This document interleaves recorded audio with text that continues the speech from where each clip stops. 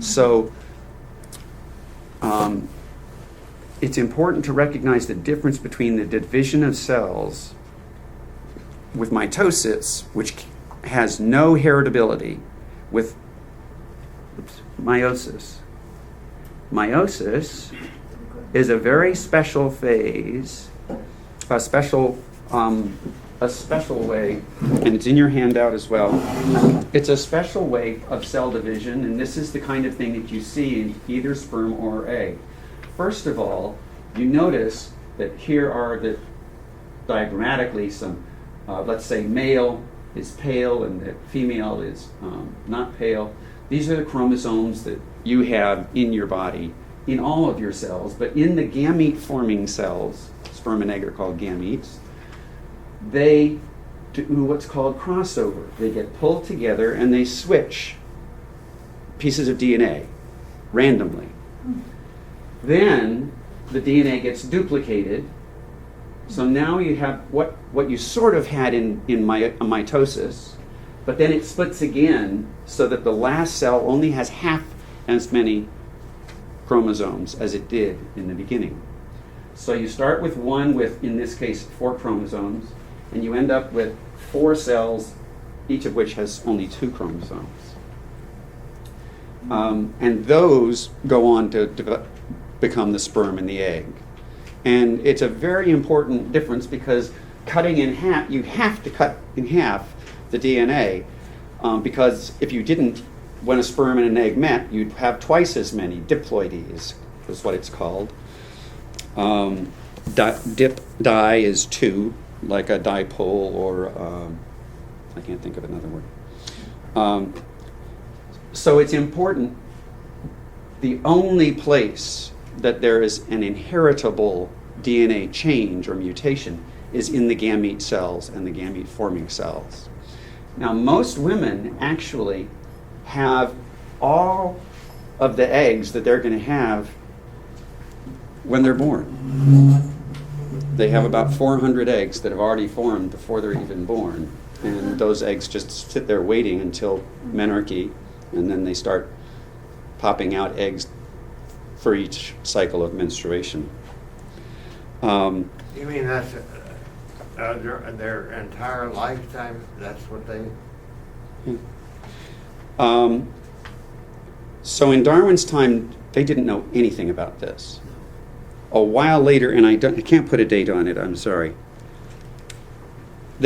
microscopists began to get better and better. And what they found was that if you stain cells with certain stains, you would see bands on the chromosomes. And it seemed like it didn't matter which, if you were looking at people, it seemed like it didn't matter which person you looked at, you'd get the same kind of color of banding. And when radioactive materials were available, pardon me, when radioactive materials were available, what they did then was to label, usually thymidine, I'm not sure why, but to label one of the bases for DNA, and then put that in with the cells in a dish, let them multiply, and then take them out and stain the chromosomes by putting them on a plate, a photographic plate. And so they could see where the taking up of the radioactive material occurred. They also started to do chemical analysis of the DNA, and they found that, you know what? No matter which DNA I look at, banana DNA, human DNA, corn DNA, there's always the same ratio of A and T, adenine and thymine, and guanine and cytosine. There may be a difference between the two sets, but there's always this equal amounts of A and T. And we now know that's because of DNA. Once you know what DNA is and how it works, you can see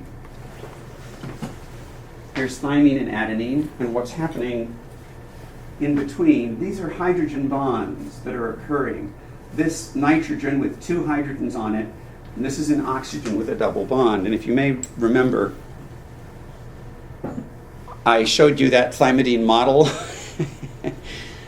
The oxygen, because it has two bonds heading towards the ring of the thymine, has a strong negative pole at the other end.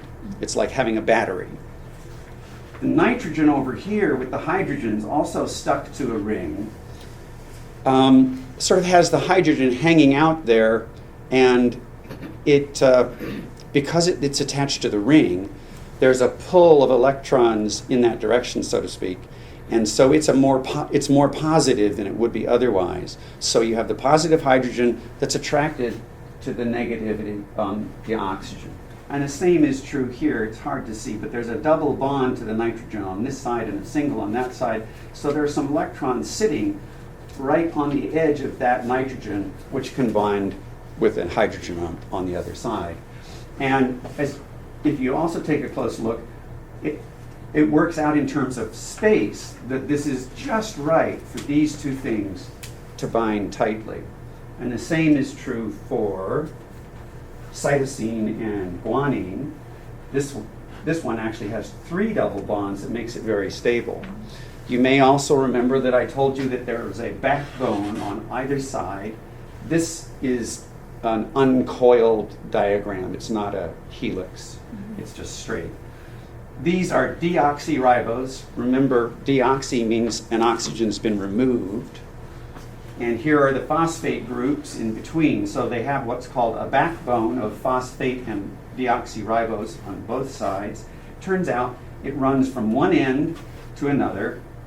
And if you do chemistry and you have a ring, you always call something 1 and then count around the ring. So in this case, this is the 3' end where there's 1, 2, 3, and at the other end it's 1, 2, 3, 1, 2, 3, 4. Well, it's supposed to be 5. So if you notice, this goes 3 to 5, and the other side goes 3 to 5, the opposite direction, which is really intriguing if you think about it, because you can actually find some genes which are read, most genes are read, say, on this direction, but you can find that there are some genes which actually read the complementary strand, which is what that is called.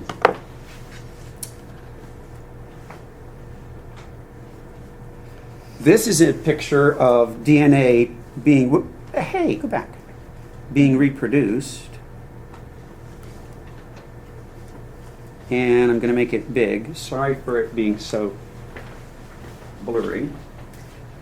If I can coax it to be a little clearer. Well, I think that's about as good as it's going to get. It's in your handout. The idea here is that there are enzymes, proteins, which unravel the DNA. And so they're not shown here, but right here would be a big glob of a protein which is sliding up the DNA and pushing it apart.